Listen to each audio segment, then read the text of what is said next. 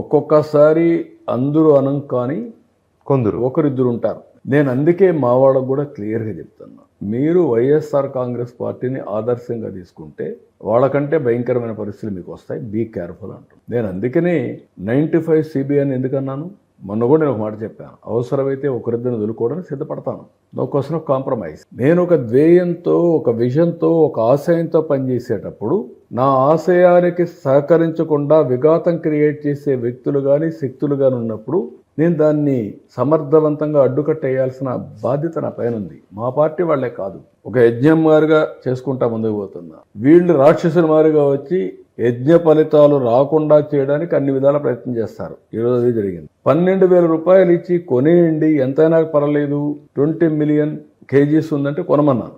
అది కొన్న తర్వాత ఎంత నష్టం వస్తుందో చూసుకుందాం అన్నాను.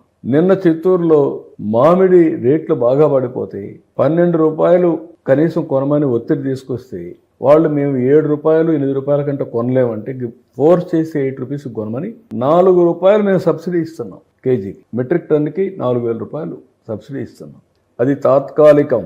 నేనేం చెప్పాను ఎలక్షన్లో, సంపద సృష్టించాలి, ఆదాయాన్ని పెంచాలి, తిరిగి సంక్షేమం అభివృద్ధి కలిసి ప్యారలల్గా తీసుకెళ్ళాలి. ఇది ఓవర్ నైట్ మన దగ్గర ఏమి మంత్రదండాలు లేవు. ఊరికే బ్యాంకులు కూడా ఊరికే డబ్బులు ఇచ్చేసారు. మనకు FRBM కూడా ప్రొవిజన్ లేదు.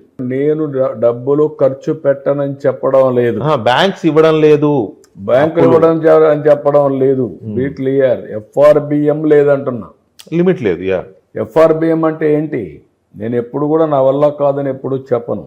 బెగ్ బారో స్టీల్, చెప్పిన మాట నిలబెట్టుకుంటా, ముందుకెళ్తా, సంపద సృష్టిస్తా, తిరిగి పే చేస్తా. That is my strength, that is CBN.